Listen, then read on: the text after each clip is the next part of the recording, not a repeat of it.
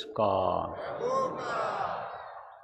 जय गुरुदेव नाम किसका,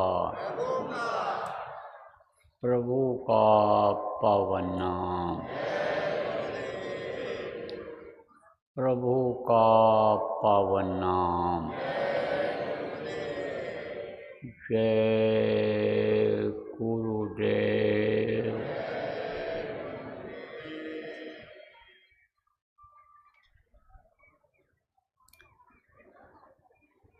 सर्वसमर्थ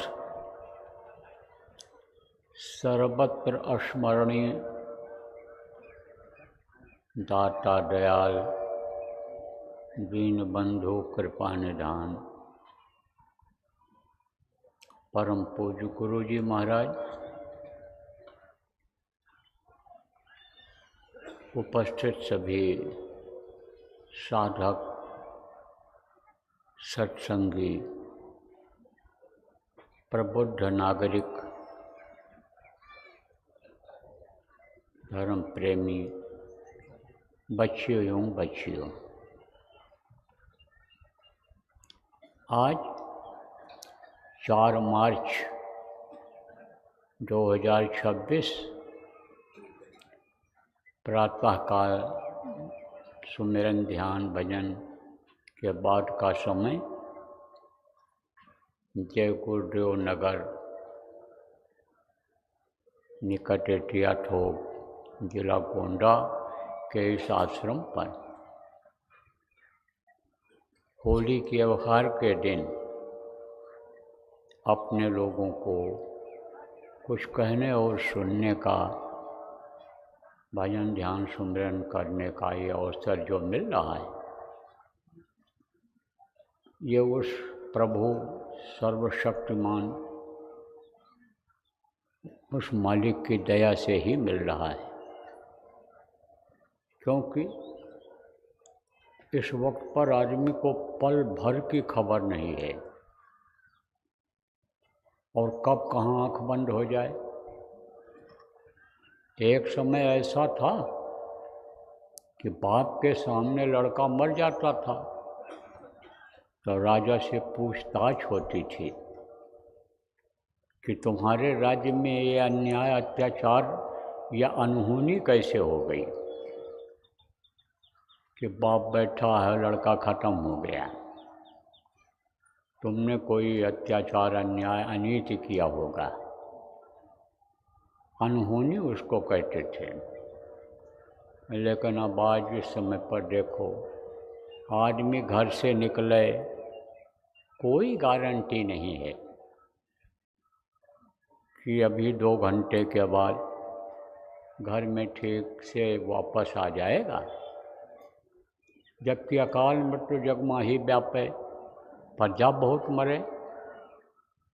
अकाल मृत्यु पहले होती ही नहीं थी, अब अकाल मृत्यु बहुत हो रही है। अकाल मृत्यु किसको कहते हैं? हर आदमी हर इंसान को सांस की पूंजी खर्च करने के लिए मिली है। जब यह सांस की पूंजी खर्च हो जाती है तो 1 सेकंड भी यहाँ नहीं रह सकता है।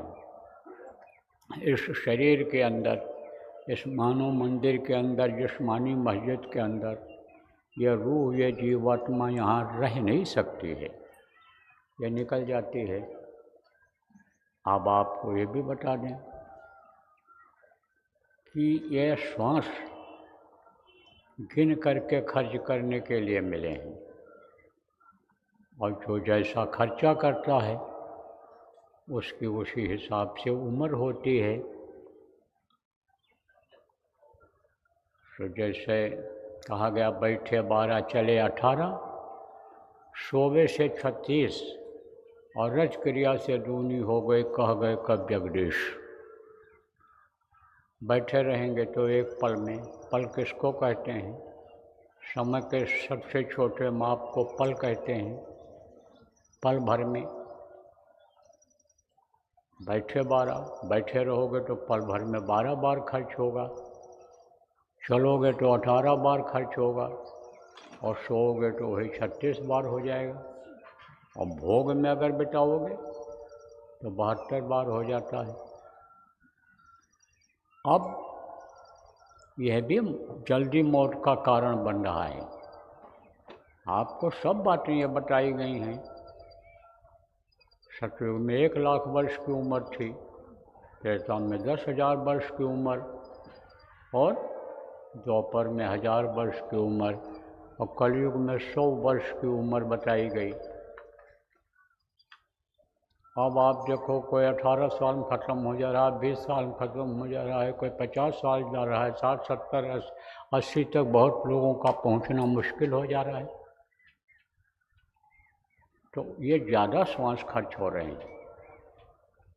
अब जिनकी आदत बिगड़ गई, इस समय ज़्यादातर नौजवानों की आदत बिगड़ रही है, बच्चे बच्चियों की आदत बिगड़ रही है, व्यभिचार बहुत बढ़ रहा है।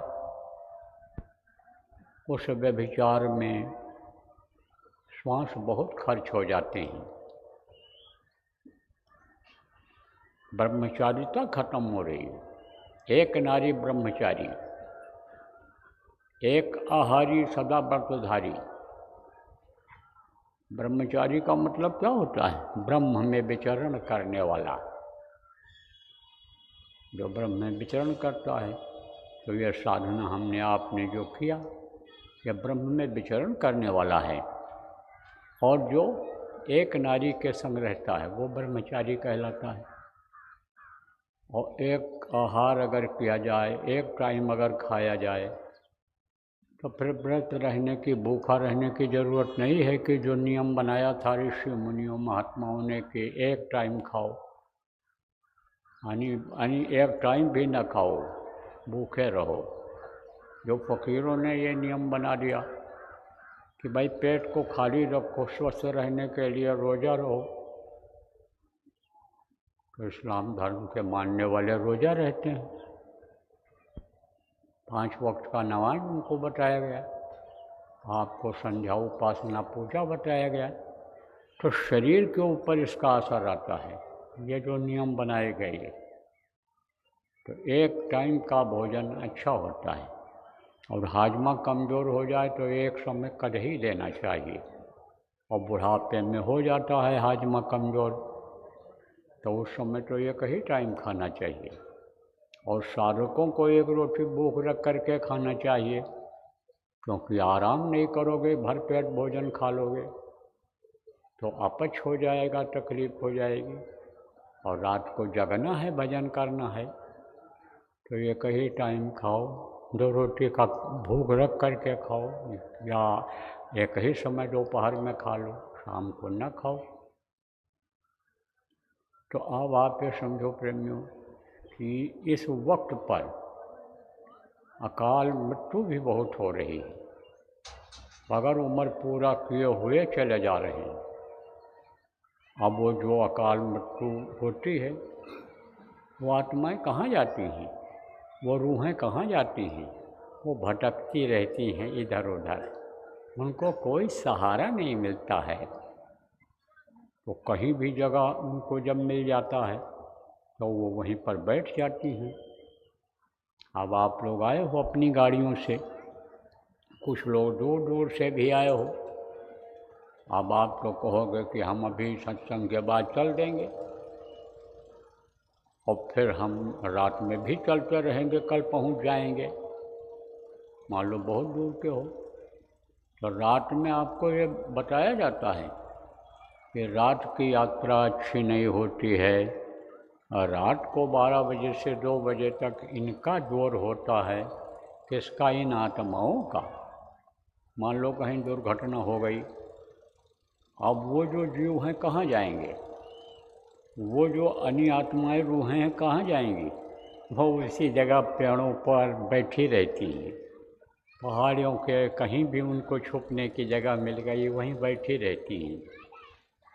तो वो लोग अपनी टीम बनाते हैं, स्वभाव दुष्ट होता है उनका, भूख से व्याकुल रहते हैं, परेशान रहते हैं, पेट बड़ा रहता है, नाक का सुराग कम होता है, तो खाली खुशबू ही ले पाते हैं, मुंह बहुत छोटा होता है, और पेट भारी होता है। क्षुधा उनकी बड़ी तेज होती है। कुछ लोग कहते हैं ना कि भूख हमको बहुत लगती है, जैसे शुगर का मरीज है, बहुत भूख लगती है, शुगर निकल जाता है, उसका ताकत खत्म होने लगती है, तब फिर कुछ न कुछ खाता है। ऐसे ही क्षुधा बड़ी तेज होती है, उनकी भूख बहुत लगती है, तो वो बैठे रहते हैं वहीं।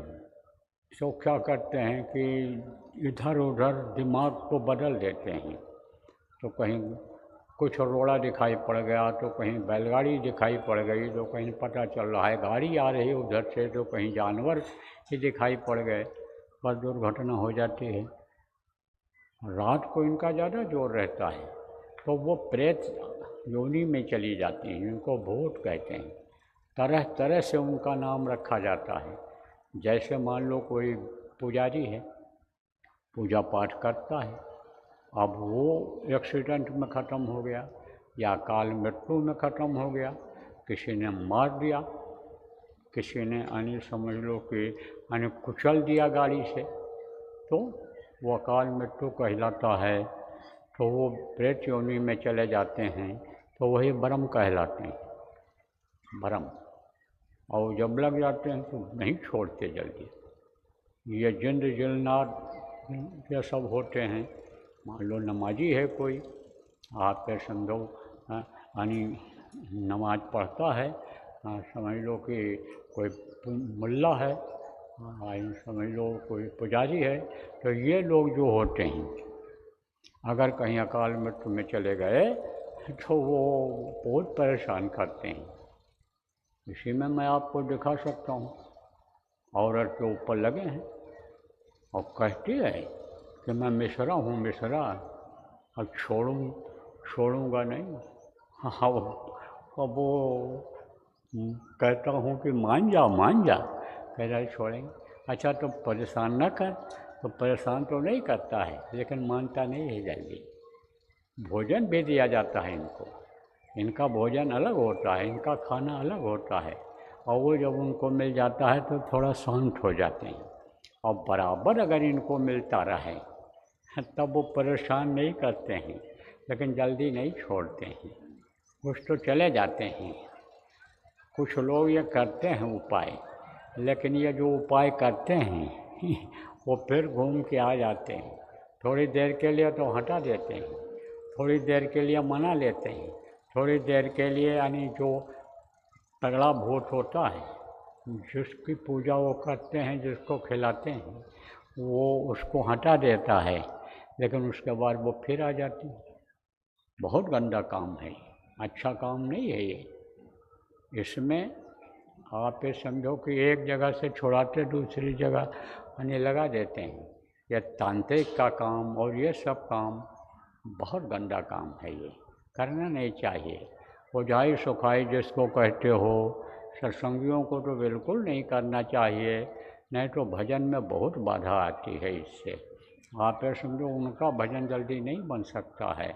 और अगर उस काम में अगर ये लग गए तो ये जब यानी कोई तंत्र विद्या सीख लेंगे तो वही तंत्र विद्या अगर नहीं कामयाब हुई, गुरु के दया किसी के ऊपर है, तो वही वापस हो जाती है। तो वापस जब हो जाती है तो उसी को मारती है, मार डालती है वो। तो उसका तो काम यही है कि जैसे मान लो तीर चला दिया आपने, गोली चला दिया, और गोली टकराई कहीं और टकरा करके अगर वापस आई तो लग सकती है कि नहीं लग सकती है। अरे भाई कोई बॉल है, आप समझो गेंद, और गेंद को मारा दीवार में आपने ज़ोर से, तो टकराएगा, और टकरा करके फिर वापस हो जाए और आप ही को लग जाए। लगता ही है ऐसे, ऐसे सामने खड़े रहो मारो इसे तो वापस आएगा, तो लगेगा नहीं लगेगा। इसलिए ये सब काम नहीं करना चाहिए साधकों को। तो तांत्रिक होते हैं तो वो थोड़े समय के लिए हटा देते।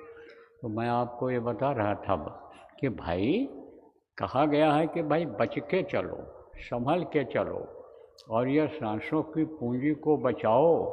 ये जिस काम के लिए मिला है यानी वो काम अपना पूरा कर लो।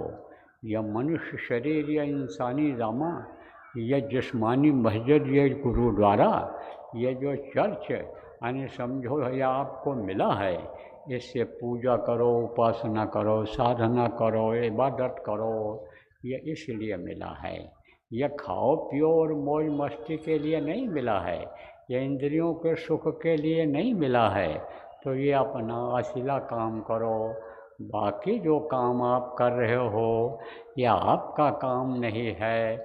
ज़मीन बढ़ाते हो, आप ज़मीन खरीदते हो, खेती करते हो, दुकान खोलते हो, मकान बनाते हो, लेकिन कितना दिन वो आपके काम आएगा? उम्र तो सबकी ख़त्म होगी, क्योंकि आपको बताया गया है, यह धरती का नियम है, यह विधान है कि जो पेड़ फलता है झड़ता है, जो आग जलती है वो बुझती है, और जो पैदा होता है मरता है। तो मरना तो पड़ेगा ही। तो कोई चीज़ बताया कोई साथ जाती है? सब यहीं छूट जाता है, कोई चीज़ साथ जाने वाली नहीं होती है। इसलिए जो साथ जाए, ऐसे धन की कमाई करो कि जो आपके साथ हमेशा रहे। जैसे भारत देश का रुपया है, अमेरिका लेकर चले जाओ, आप समझो कि ऑस्ट्रेलिया लेकर चले जाओ, लंदन लेकर चले जाओ, तो इसकी कोई कीमत रहेगी? नहीं रहेगी। लेकिन सोना लेकर चले जाओ तो सोना की सब जगह कीमत है। ऐसे नाम धन की कीमत है, नाम की शक्ति की कीमत है। वो अगर आपके अंदर आ गई तो आप फिर समझो वो हर जगह काम आएगी। और जब नाम की ताकत आ जाती है, ये जो आप सुमिरन करते हो और नामी जिनका नाम बताया गया उनका जब ध्यान लगाते हो, जब आप भजन करते हो, तब वो शक्ति आती है, उससे आएगी ये शक्ति। और ये शक्ति, ये ताकत आप समझो कि जब आपके अंदर आ जाएगी, तब ये जो कीच काच आज लोग फेंकते हैं एक दूसरे के ऊपर, ये जो मुंह में कालिख लगाते हैं, इन सब की ज़रूरत नहीं रहेगी। यह सब करने का नहीं रहेगा। ये जो टीका चंदन लगाते हैं, गुलाल और ये अबीर लगाते हैं, यह सब लगाने की ज़रूरत नहीं रहेगी। फिर तो होली अंदर में हो जाएगी आपकी, और होली यानी समझो कि होती ही रहेगी। 8 पहर 64 घड़ी होली होती ही रहती है। 8 पहर किसको कहते हैं? 24 घंटा में 8 पहर होता है, 3-3 घंटे का होता है। जैसे रात को 3 बजे से 6 बजे तक, 6 बजे से 9 बजे तक, 9 बजे से 12 बजे तक, 12 बजे से 3 बजे तक, 3 बजे से फिर शाम को 6 बजे तक, फिर 9 बजे तक रात को, फिर 12 बजे तक। इस तरह से चलता है इनका। 8 पहर होता है। जैसे 60 मिनट का 1 घंटा होता है, 60 सेकंड का 1 मिनट होता है, इसी तरह से 64 घड़ी होती है। तो बराबर जैसे कहते हो कि दिन रात मशीन चलती है, दिन रात यह काम होता है, ऐसे वो दिन रात चलता है। कोई भी महीना हो, कोई भी अन्य समझ लो कि सन हो, तारीख हो, 24 घंटा ही होली होती रहती है। कहाँ होती है? वहाँ होती है, ऊपरी लोकों में होती है, जो आपको लोग सब गिनाए गए इन्हीं सत्संगों में बताया गया कि ये लोग हैं। सब जगह होली होती रहती है। और वो रंग जो चढ़ जाता है वो कभी भी नहीं उतरता। शोर श्याम काली कमली पर चढ़े न दूजो रंग। जैसे काला कंबल है, काला कपड़ा है, उस पर और कोई दूसरा रंग नहीं चढ़ता है, वो काला ही रहेगा। इसी तरह से वो जो रंग चढ़ जाता है वो फिर नहीं उतरता है। एक बार अगर आप वहाँ चले जाओ, एक बार अगर आप वहाँ चले जाओ और वहाँ का टेस्ट मिल जाए। टेस्ट मिलने का मतलब क्या होता है कि जैसे बहुत से लोगों की होटलों में खाने की आदत होती है, वो चाहे 3 दिन का दाल सड़ा करके और खिला दें आपको, जब कहो खट्टा लग रहा है तब कहेंगे खटाई डाल दिया है, लो थोड़ा घी डाल देते हैं, छौंका लगा देते हैं। लेकिन अगर वही 3 दिन की सड़ी हुई दाल आपको पसंद आ गई तो आप दौड़ करके जाते हो, वो टेस्ट लग जाता है। चाहे आप पे समझो कि यानी इस वक्त पर देखो मिठाइयाँ खूब यानी बिक रही हैं, अब वो कूड़ा कचरा कोई भी चीज़ उसमें जो है साबुन दाना और इलायची दाना और कोई भी चीज़ उसमें पीस के डाल दें खोए में। अब आजकल तो अर्क आते हैं, एसेंस जिसको कहते हैं, वो डाल देते, पता ही नहीं चलता है। तमाम नकली खोए, तमाम नकली चीज़ें, लेकिन टेस्ट मिल गया उसका, खुशबू आ गई नाक में मिठाई की, तो वही खाते हैं। तो टेस्ट ऐसे मिल जाता है, जब वहाँ ऊपर का जब टेस्ट मिल जाता है तब जीव वही काम करने लग जाता है, उसी में लग जाता है। तो रोज़ होली खेलो, जब चाहो तब आँख बंद करो होली खेलो, तब ये गुलाल अबीर लगाने की ज़रूरत रहेगी। इसमें क्या खुशबू है, ये तो आदमी खुशबू इसमें पैदा करता है और उसमें प्रकृति खुशबू पैदा करती है। जैसे देखो प्रेमी, कुछ लोग क्या करते हैं, फूल लेते हैं, किसका, ये जो प्लास्टिक का फूल है, और उसमें क्या डाल देते हैं, इतर लगा देते हैं, तो खुशबू हो जाती है उसकी। गुलाब के फूल ले लिए, गेंदा के फूल या अन्य फूल को ले लिया, मोगरा का फूल ले लिया, बनावटी आता है। रात रानी का फूल ले लिया, बनावटी आता है, और उसी के ऊपर पानी इतर लगा देते हैं। अर्क जो होता है उसका खुशबू का, इन्हीं का अर्क होता है, निकाला जाता है इनसे, किससे, इन्हीं समझो कि आपके फूलों से, फलों से निकाला जाता है, अर्क होता है। ऐसा इतनी बड़ी शीशी रहेगी किसकी, अर्क की, और एक बूंद डाल दो उसमें से, एक बूंद, तो इतना पानी 1 लीटर पानी मीठा हो जाता है। वो किसका अर्क होता है, वो फलों का अर्क होता है। ऐसे फूलों का अर्क होता है, और वही छिड़क देते हैं, लगा देते हैं, तो अब उसमें वो असली खुशबू थोड़ा आएगी, असली खुशबू उसमें नहीं आती है। जो फूल में खुशबू आती है, फूल में जो सुगंधी आती है, वो उसमें नहीं आती है। तो ये जो गुलाल अबीर है, ये बनावटी है। ये जिस तरह से प्लास्टिक का फूल बनावटी होता है, उसी तरह से ये बनावटी है, लेकिन ऊपर बनावटी कोई चीज़ है ही नहीं। वहाँ तो जिसको ओरिजिनल कहते हो, असली कहते हो, वो चीज़ है। तो जब असल मिल जाता है तो नकल की कोई कीमत नहीं रहती है। देखो सोना होता है, सोना को लोग सोना का गहना बनाते हैं, और पीतल का भी गहना, अन्य धातुओं का गहना बना देते हैं, और सोने से ज़्यादा चमक उसमें रहता है, पॉलिश कर देते हैं, तो लोग देखते हैं तो कहते हैं सोना ही हो, सोना ही है।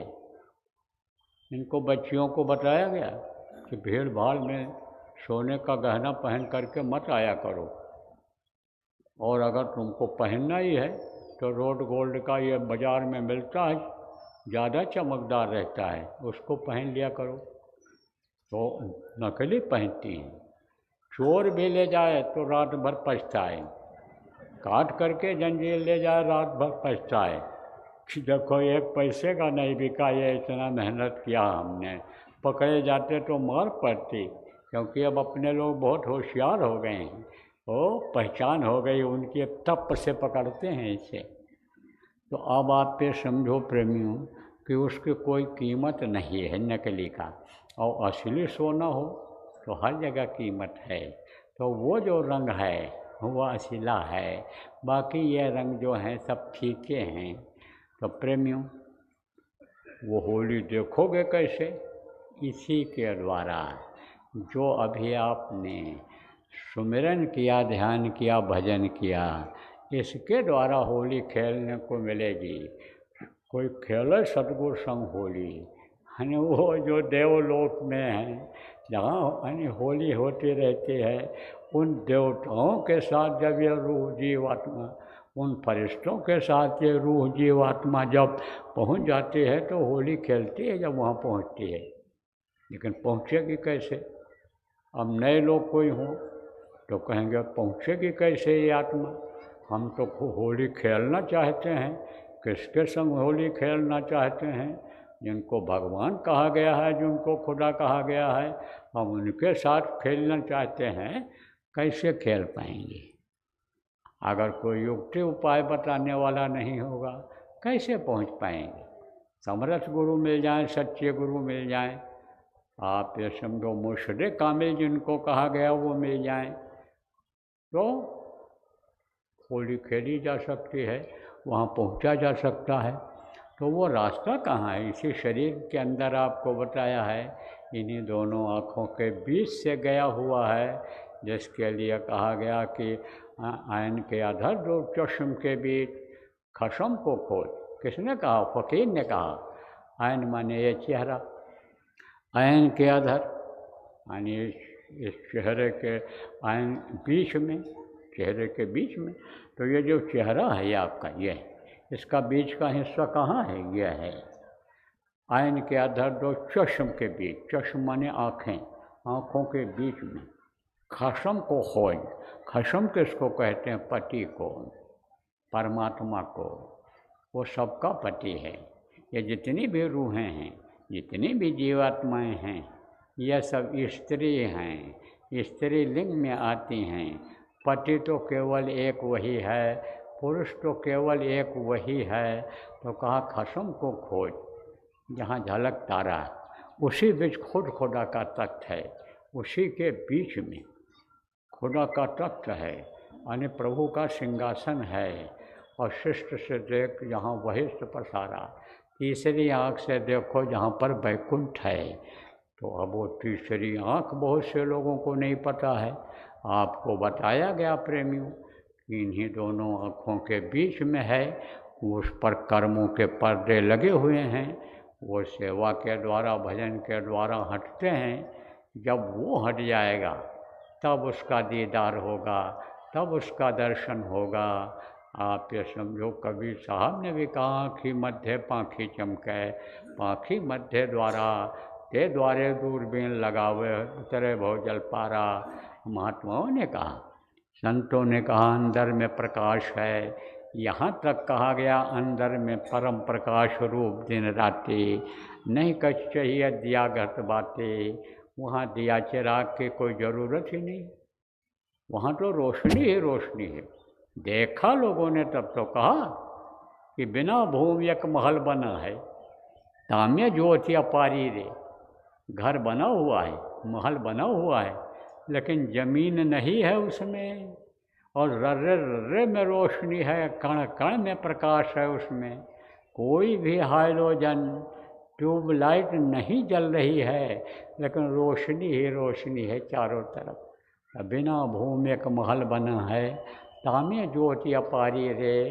अंधा देख देख सुख पावे, बात बतावे सारी रे। अचरज देखा भारी साधो, अचरज देखा भारी। जब देखा संत ने, महात्माओं ने जब देखा, तो यहाँ के हिसाब से अचरज ही है वहाँ, क्योंकि बिना भूमि एक महल बना है। भूमि है ही नहीं वहाँ, ज़मीन दिखाई नहीं पड़ रही है। ये ज़मीन यानी समझो वहाँ आसमान जैसे दिखाई पड़ती है ऊपर की तरफ, और आसमान देखना जो हो तो नीचे दिखाई पड़ता है। जैसे आसमान ऊपर होता है, बादल नीचे होते हैं, और यहाँ से देखो तो बादल पहले दिखाई पड़ेगा, और बादल रहेगा तो आसमान नहीं दिखाई पड़ेगा। ऐसी तरह से वहाँ पर है, तो एक तरह से उसको अचरज माना गया है। अभी आपसे कहा जाए ये ज़मीन ऊपर है तो इसको आप अचरज मानोगे। तो कहा अचरज देखा भारी साधो, अचरज देखा भारी रे।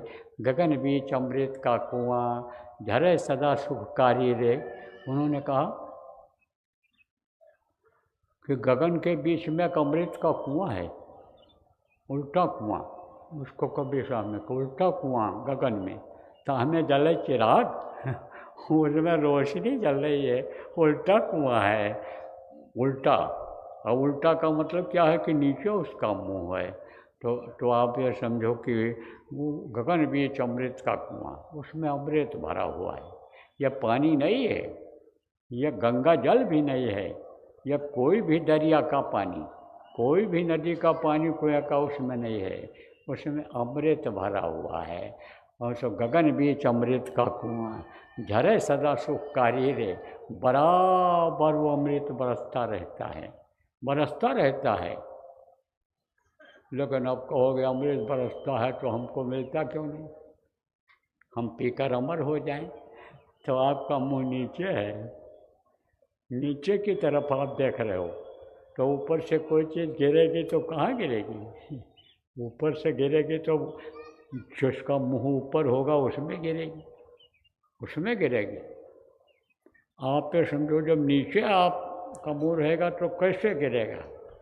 तो आप तो इंद्रियों को अपने देख रहे हो, इंद्रियों के भोग में फंसे हुए हो, खाने पीने और मौज मस्ती में फंसे हुए हो, उधर तो आपका ध्यान ही नहीं, कोई ध्यान देते ही नहीं हो, तो कहाँ से अमृत पाओगे आप?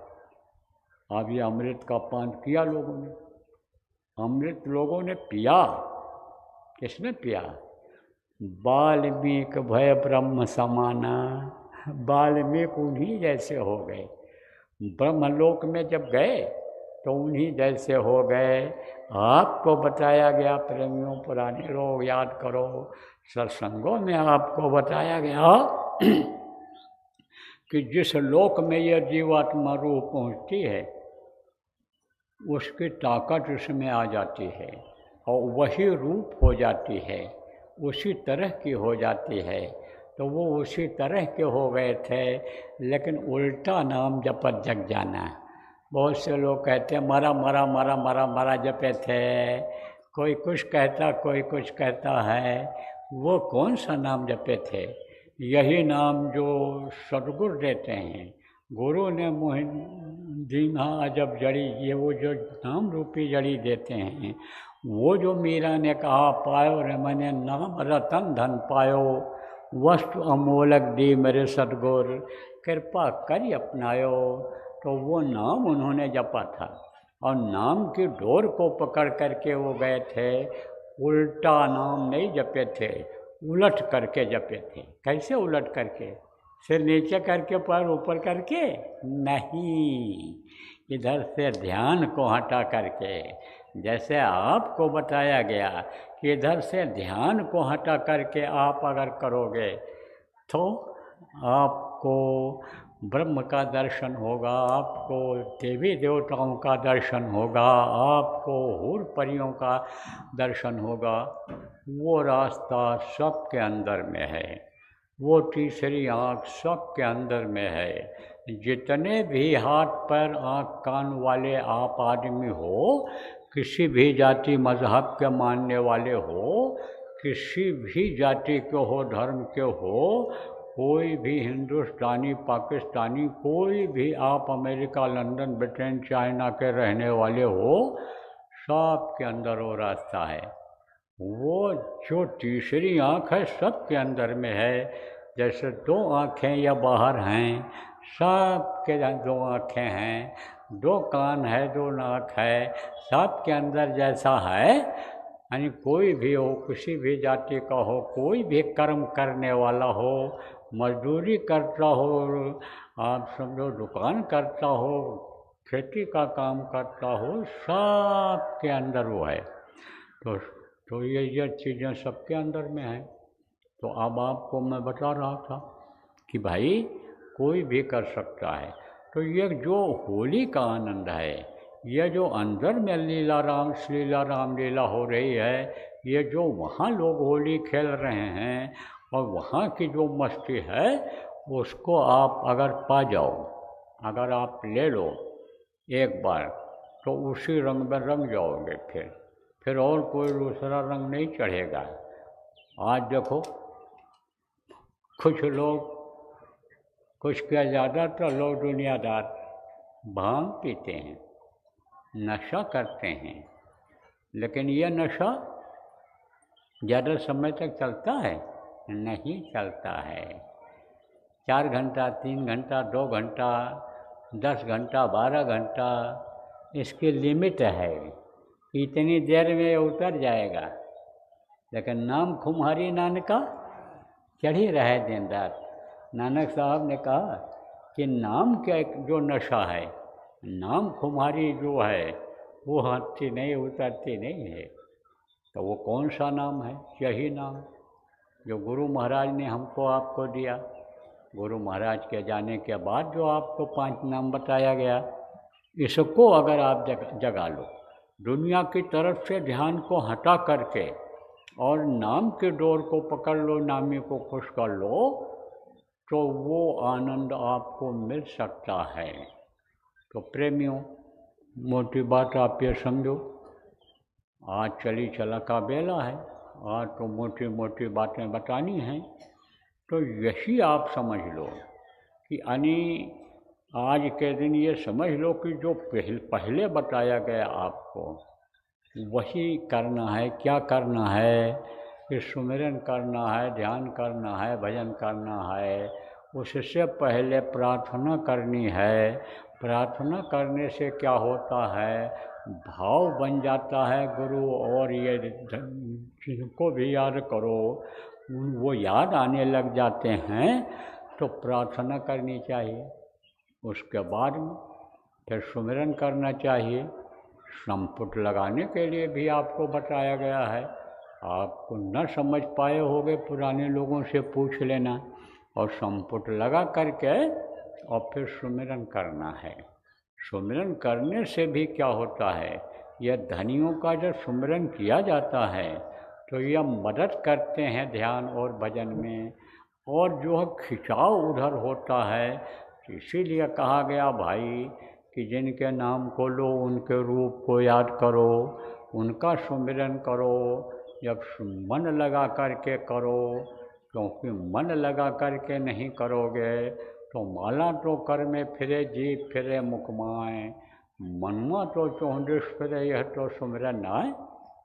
मन इधर उधर अगर भटकता रहेगा तो सुमिरन अधूरा रह जाएगा, पूरा नहीं पड़ेगा। इसलिए जब माला उठाओ और नाम लो तो मन को रोको, उनका ध्यान करो। मन भगने न पावे। मन कुछ न कुछ सोचता रहता है। क्या सोचता रहता है? दुनिया की चीज़ों में चला जाता है, दुनिया की चीज़ों के पाने के लिए सोचता रहता है। वो धन दौलत रुपया पैसा कमाने के लिए सोचता रहता है।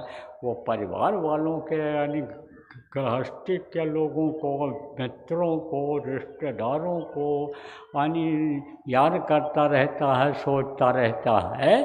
तो मन जब भी सुमिरन करो तो इधर लगाया करो। हमेशा चलायमान रहता है ये मन। आप जब सो जाते हो, थक जाते हो, तो भी ये चलता रहता है। तब कहा जाता है ये इसका स्थान यहाँ है, कहाँ है? जहाँ जीवात्मा का स्थान है। ये आप समझो कि आज्ञा चक्र जिसको कहा गया, पिंडी 10वां द्वार जिसको कहा गया, तीसरा तिल जिसको कहा गया, वहाँ पर रहता है मन। लेकिन ये उतर करके नीचे चलाता है। उस समय कहाँ चलाता है? ये समझो कि यहाँ से उतर करके, यहाँ से उतर करके और यहाँ गले में चलाता है। तब क्या करता है? सपना दिखाता है। सपना है 16 दल कमल में है, यहाँ पर, यहाँ कंठ चक्र में। तो यहाँ पर समझो कि बैठ जाता है और कमल वो चलते रहते हैं। तो 16 तरह के सपने आते हैं। तभी तो आदमी को कभी होश आ जाता है और कभी जो है मदहोश रहता है, देखता है कि वहाँ थे, मर गए, फिर होश आ जाता है, अरे मरे कहाँ हैं, तो अभी लेटे हैं, सोए हैं। ऐसा हो जाता है। कभी कहीं की कोई चीज़ दिखाई पड़ती है, फिर कुछ दिखाई पड़ जाता है, फिर उधर जो है हो जाता है। तो 16 तरह के सपने आते हैं। तो मन का ये काम है, चलते रहना। लेकिन संतों ने इसी से काम ले लिया। अगर ये एक जगह पर रुक जाता तो फिर ये ऊपर की तरफ नहीं जा पाता, इसलिए इसी से काम ले लिया। तभी तो कहा कि सारा काम करो, लेकिन जब सुमिरन करो, ध्यान करो, तब मन को हर तरफ से हटाकर वही काम करो। क्योंकि मन लगा करके अगर नहीं पढ़ोगे बच्चों तो याद नहीं हो पाएगा। मन लगा करके बच्चों भोजन नहीं बनाओगे तो नहीं बन पाएगा। तो मन उसमें लगता है ना कि आटा गूँथना है, मन लगता है कि खाना है, तब उस पर जब ध्यान जाता है तब कि सब्जी इधर रखी है कटोरी में, चटनी इधर रखी है कटोरी में, तो चटनी भी खा लिया जाए, इसमें डाल लिया जाए। जब मन उधर जाएगा तभी तो उसमें निकालोगे, तभी तो चाटोगे, नहीं वो रखा रह जाता है। मन अगर और कहीं है, सोचते रहो कहीं और, तो फिर वो चीज़ रखी रह जाती है और कहते हो अरे भाई ये तो भूल गया। तो भूलना तो तब होता है कि जब उधर से मन हट जाता है, नहीं तो जल्दी कोई चीज़ भूलता है नहीं। अब मन उधर कह दिया कि जल्दी करो जल्दी चलो, नहीं तो जो है देर हो जाएगा दफ्तर में पहुंचने में, दुकान खोलने में देर हो जाएगा, और जल्दी से भगा तो चश्मा ही भूल गया। अब चश्मा जब पढ़ने का समय आया, लिखने का समय आया, तब कहा चश्मा तो घर पर रह गया। और अगर ये याद रहे कि चश्मा ले जाना है, चश्मा को याद रहे कि हमको ले जाना है, मन उधर रहा चश्मा की तरफ, तो चश्मा छूट नहीं सकता है। ऐसे ही मन लगा करके करने के लिए कहा गया, और मन लगा करके जब सुमिरन करोगे, सुमिरन पक जाएगा तो ध्यान में मदद मिल जाएगी। ध्यान के बारे में आपको बताया गया, परसों कहा था भाई समय मिलेगा तो फिर याद दिला देंगे, बता देंगे। ध्यान किस तरह लगाया जाता है आपको बताया गया कि जीवात्मा यहाँ बैठी हुई, और जीवात्मा के ही ताकत से ये शरीर चलता है। सबसे ऊपर में जीवात्मा है, और उसका जो ताकत है यहाँ सबसे नीचे पैर के अंगूठे तक है। सबसे समझो जमीन पर पड़ने वाला हिस्सा कौन सा है? अंगूठा देखो, ये सबसे बड़ा होता है उंगलियों में, और उसका जो हिस्सा है यहाँ तक वो समझो कि ज़मीन में पड़ता है। तो यहाँ तक उसकी ताकत है जीवात्मा की। वही ताकत जीवात्मा के ही शरीर को चलाती है। और जीवात्मा जब निकल जाती है तो इसी को लोग मिट्टी कहने लगते हैं, मुर्दा कहने लगते हैं, ले जाकर के दफना देते हैं, जला देते हैं अपने अपने धर्म के अनुसार। तो जीवात्मा जो है वो का जो है ये फैला हुआ है। इधर से जब ध्यान हटाएंगे, इधर से जब मन को हटाएंगे, मन इधर से जब हटेगा, तब ये जो फैली हुई ताकत है वो एक जगह पर पहुंच जाएगी, यहाँ पर। तो कहते हो ना कि 10 आदमियों की लाठी और 1 आदमियों का बोझा होता है। अब मान लो कोई चीज़ तौलना हो, तो आपके पास बाट नहीं है 2 किलो का, लेकिन जो आपके पास 100 ग्राम का है, 200 ग्राम का है, आपके पास 500 ग्राम का है, साहब अगर इकट्ठा कर दो तो हो जाएगा कि नहीं हो जाएगा? 2 किलो हो जाएगा। 1 किलो का रख दो, 500 का रख दो, 100 का रख दो, 200 का रख दो, बाट तो हो जाएगा, नहीं हो जाएगा 2 किलो। ऐसे ही ये जब सब ताकत इकट्ठा हो जाती है, तब वो तिल को फोड़ देती है, वो कर्मों को जला देती है, जिससे रुकावट आ रही है जीवात्मा को इस पिंड से निकलने में, ऊपर जाने में। इसीलिए वही ध्यान लगाना चाहिए। कहाँ लगाना चाहिए? सामने लगाना चाहिए। और सामने जब लगाओगे तब फिर वो वापस आएगा। समझा? कैसे वापस आता है? जैसे शीशा के ऊपर ऐसे लगाते हो टॉर्च, तो उसकी परछाई बनती नहीं बनती है। ऐसे जब आँख बंद करके ध्यान लगाओगे आँख बंद करके ध्यान लगाने के लिए कहा गया है। तो आँख जब बंद करते हो और दूर जब देखते हो तो उससे जो रेंज आँखों से निकलती है वो पलकों से टकराती है। पलक है ना, तो पलक में जो है चमक है, और शीशा जिसमें मुंह देखते हो उसमें भी चमक है। तो उसमें जब रोशनी फेंकते हो आप, टॉर्च की रोशनी फेंकते हो, तब वो वापस होता है। कोई भी रोशनी पड़ेगी उसके ऊपर चमकीली चीज़ पर तो वो वापस होती है। सूरज की रोशनी देखो पानी के ऊपर पड़ती है और फिर वो वापस हो जाती है, चमक ऐसे हो जाता है, दूसरी जगह पर छाया पड़ती है। इसी तरह से आँखों से जो रोशनी निकलती है, आँखों से जो रेंज निकलती है, अंदर चमकीली पुतलियों से टकराती है, तब फिर वो वापस हो जाती है। उससे वो जो है खुल जाता है। क्या खुल जाता? वो तीसरा नेत्र खुल जाता है। थर्ड आई, जिसको रूहानी आँख कहा गया, वो खुल जाता है और उससे फिर यह रूह आगे बढ़ जाती है, यह जीवात्मा आगे बढ़ जाती है। तब यह उसी प्रकाश में, रोशनी में, जो मैंने आपको बताया कि वहाँ ऊपरी लोकों में जो यानी रोशनी ही रोशनी है, प्रकाश ही प्रकाश है, यह उसमें पहुँच जाती है।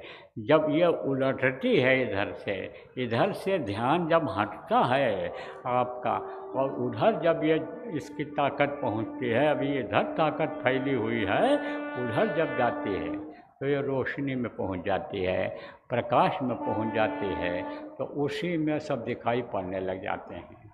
जैसे कहा ना देखने वाले, यही घट भीतर सात समुंदर, यही ममलमल नहाओ, मन मोरा विदेशवा न जाओ, घर ही है क्या करिए। ये जो गंगा जमुना नदियाँ, ये जो शालजू है, इसमें गंदा पानी भी आ जाता है, इसी में मैला पानी भी बरसात में आ जाता है। लेकिन वहाँ वो जो शालजू बह रही हैं, वो जो गंगा बह रही हैं, वो जो यमुना बह रही हैं, वो जो दरिया वहाँ पर है, वहाँ का पानी निर्मल है, कभी भी गंदा नहीं वहाँ होता है। वहाँ जो अयोध्या बसी हुई है, यह अयोध्या, यह काशी, यह काबा, यहाँ का कुछ नहीं है। यह सोना जड़ दो, तमाम मंदिर आपके दक्षिण भारत में हैं, सोना जड़े हुए हैं, लेकिन उतनी चमक नहीं है जितनी चमक वहाँ के महलों में है, वो वहाँ के घरों में है। तब उसको जब देखोगे, बाग बाग हो जाओगे, दिल खुश हो जाएगा, मन प्रसन्न हो जाएगा। अब आप पे समझो प्रेम, आप भाग्यशाली हो, खुश नसीब जिसको कहते हैं, जिनको ये इंसानी जामा मिला, ये जो है इंसानी मस्जिद मिल गई, या मानो मंदिर मिल गया आपको, और मुर्शिद कामिल सच्चे गुरु मिल गए, और वो नाम मिल गया कि सुमिर सुमिर नर उतरें पारा, कलयुग केवल नाम आधारा, कलयुग योग यज्ञ नहीं ज्ञाना, एक आधार नाम गुण गाना। कलयुग में योग यज्ञ जप तप करने से, रोज़ा नमाज अदा करने से रूह को निजात नहीं मिल सकती है, जीवात्मा का कल्याण नहीं हो सकता है। अगर होगा तो नाम की, इसी नाम की कमाई से होगा, इसी नाम के जाप से होगा, इसी नाम के सुमिरन करने से होगा।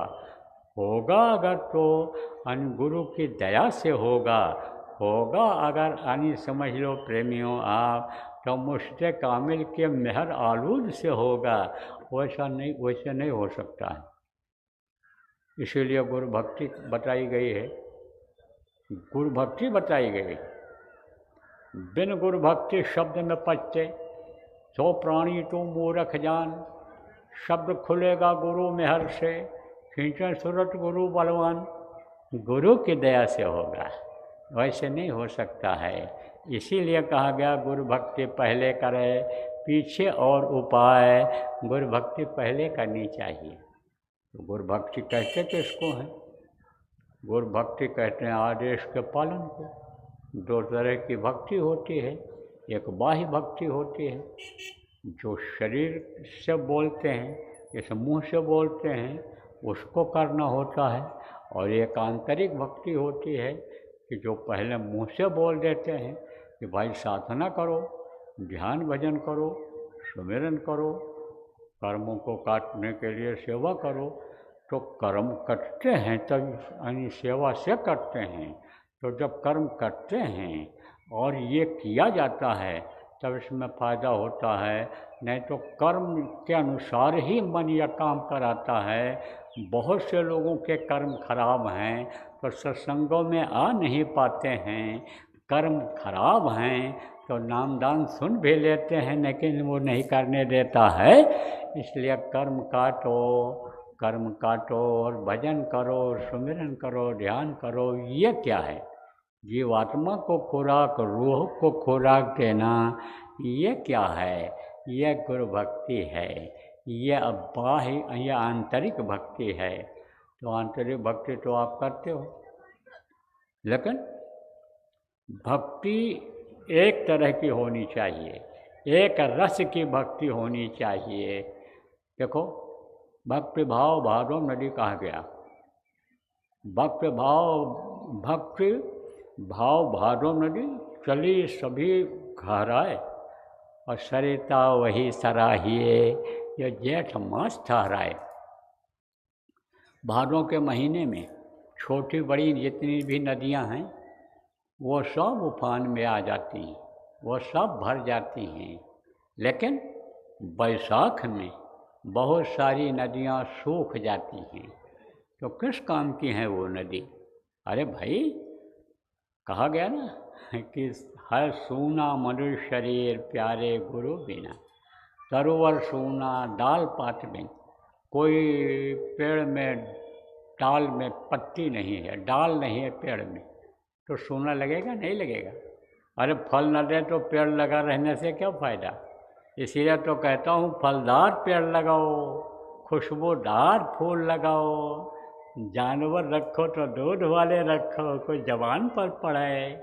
इसीलिए तो कहता हूँ घोड़ा गधा बांध लेते हैं, काम में कोई काम नहीं, किसी चीज़ काम नहीं।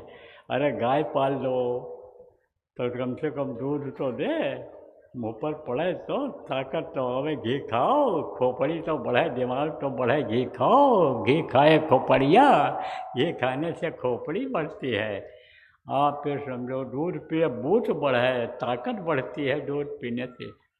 तो प्रेमियों, तरोवर सूना डाल पात बिन, ताल बिन सुन्नीर प्यारे गुरु बिना। सोना है, कोई काम का नहीं है। ताल है लेकिन पानी नहीं है, किस काम का ताल है वो? तो कहा वो सराहनीय है नदी। नदी की कीमत उसकी है, नदी वो सम्माननीय है कि जिसमें पानी बैसाख जेठ के गर्मी में भी रहता है। ऐसे एक रस भक्ति होती है। हमेशा उसी तरह की भक्ति रहे, हमेशा सेवा में ये शरीर लगा रहे, बाह्य भक्ति ये करता रहे, और ये भजन ध्यान में ये मन लगा रहे, ये शरीर करता रहे। यह है गुरु की आंतरिक और बाह्य भक्ति। तो भक्ति जब कर ले जाओगे तो समझो कहा गया, बुरा भला जो गुर भगत कबहू नरक न जाए। सोना काई ना लगे, लोहा घुन नहीं खाए।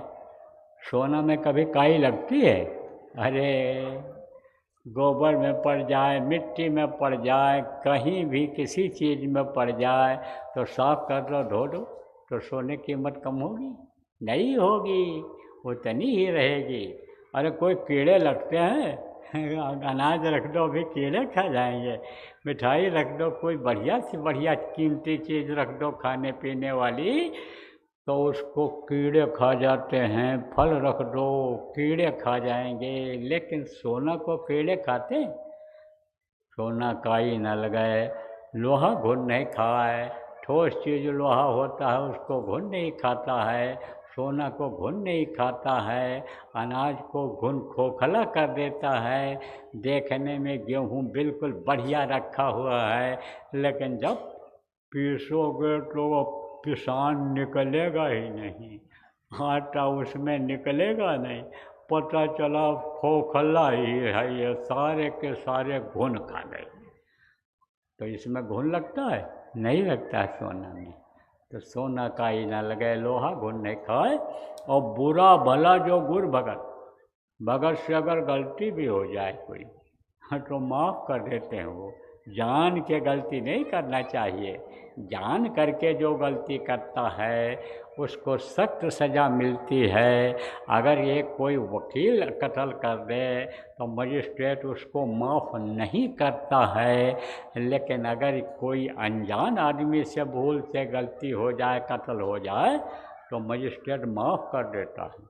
जब उसको मालूम हो जाता है भाई गैर इरादतन इससे कत्ल हो गया है, तो उसकी सज़ा कम कर देता है, और नहीं तो फांसी को ऑर्डर कर देता है कि फांसी पर लटकाना पड़ेगा, इसको फांसी लटकाओ। तो ऐसे समझ लो, जान कर अगर गलती न करो तो माफ़ी हो जाती है, माफ़ कर देते हैं। तो बुरा भला जो गुर भगत कबहू नरक न जाए, कबहू नरक नहीं जाता है। लेकिन भूल जाते हो आप, गुरु को भूल जाओगे जाने के बाद तो कौन याद आएंगे? अरे गाय बैल भैंस घोड़ा गधा जो भी पाले होगे, जो भी पेड़ लगाए होंगे, शादी ब्याह किए होंगे, औरत याद आएगा, बच्चे होंगे वो याद आएंगे, और माता पिता वो सब याद आएंगे, सास ससुर याद आएंगे, धन दौलत याद आएगा, घर मकान सफाई करना, साइकिल साफ करना है, गाड़ी बनवाना है, दाढ़ी बनवाना है, यही सब याद रहे। अरे भाई 24 घंटे का समय है तो थोड़ी देर तो गुरु को भी याद कर लो। कहाँ जब तक है जिंदगी, फुर्सत नहीं है काम से, कुछ समय ऐसा निकालो, मिलन कर लो राम से। अरे भगवान से तो आप मिलने का कुछ उपाय लगा लो। कौन राम? ये राजा दशरथ के राम ये जब नहीं थे तो भी राम थे। देखो, आप उठाओ पुस्तकों को, संतों की पुस्तकों को उठाओ पुराने, और वो भी राम बोले हैं। आप ये समझो राम तो बाद में आए हैं, बाकी लोग पहले रहे हैं, वो भी राम ही बोले हैं। तो एक राम दशरथ का बेटा, एक राम घट घट में लेटा, एक राम का सकल पसारा, एक राम सब जग से न्यारा। कहते हैं ना, अपने राम चले मन को भी राम कहा गया। और एक राजा दशरथ के पुत्र राम थे, और उन्हीं राम को लोग जानते हैं, और उन्हीं के नाम पर इस समय पर मरने मिटने के लिए तैयार है। मालूम नहीं है कि कौन थे वो, क्या थे, और कैसे हैं, क्या हैं, उनसे क्या मिल सकता है। धर्म के लिए देखो कितने फर्केबाजी इस समय फैली हुई है। किसी हिंदू से कहो कि तुम्हारा धर्म जा रहा है, तो कहेगा कि अन्य धर्म नहीं जाने देंगे, मर जाएंगे, मिट जाएंगे, और बांधेगा लाल कपड़ा बांधेगा सिर पर, त्रिशूल लेकर के निकल पड़ेगा, कदह लेकर निकल पड़ेगा, मार डालेंगे, छोड़ेंगे नहीं, हम धर्म नहीं जाने देंगे। मुसलमान से कहो तुम्हारा धर्म जा रहा है, तो भी काली पट्टी बांधेगा, निकालेगा तलवार छुरी, कहेगा काट देंगे, मार देंगे, धर्म नहीं।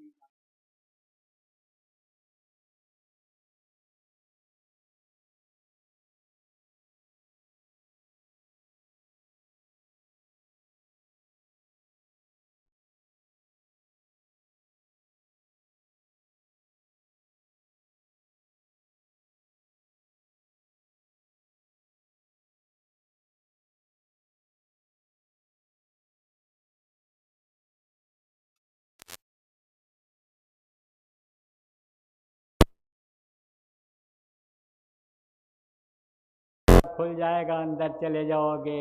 वो कहते हैं, मुसलमान कहते हैं हिंदू को मार दो तो तुमको जन्नत मिल जाएगा, खुदा के पास पहुंच जाओगे। तो ये क्या है? ये भ्रम है। इससे बहुत बड़ा नुकसान होगा पूरे विश्व का। देखो क्या हाल हो रहा है, ख़त्म होते जा रहे हैं।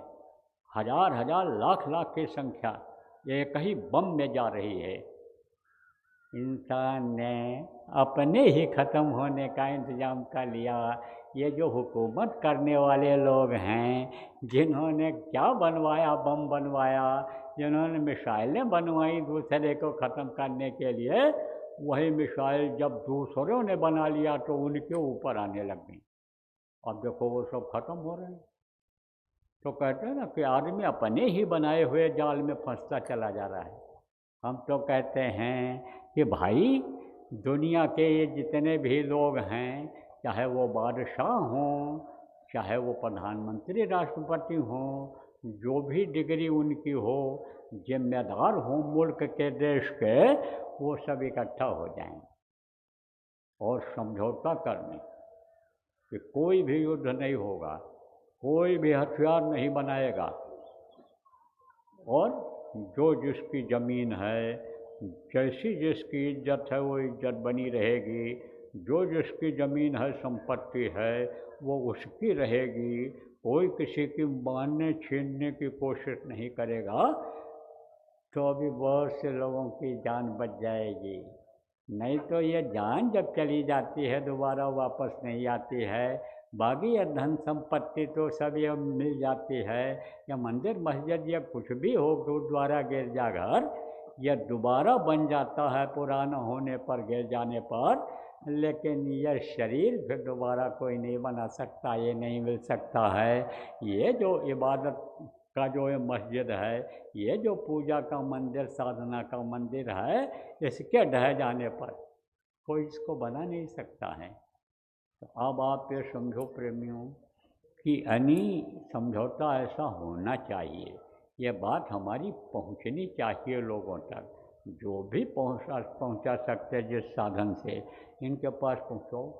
और अगर नहीं माना इन लोगों ने, तो कहा गया विनाश काले विपरीत बुद्धि। बहुत मनाया कृष्ण ने किसको?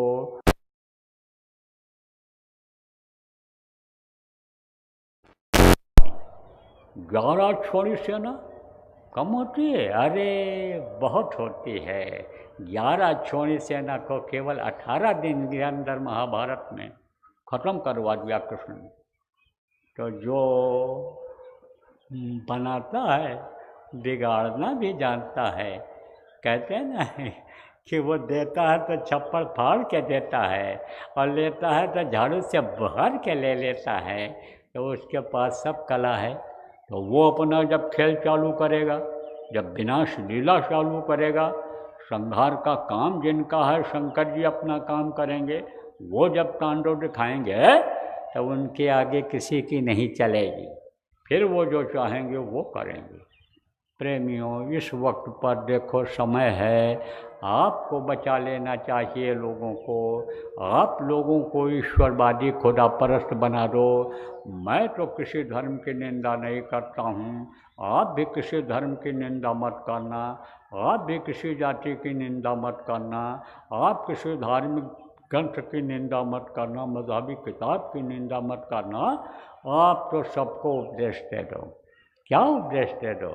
भाई अपने अपने तौर तरीके से ही पूजा पाठ करो, भगवान को याद तो करो।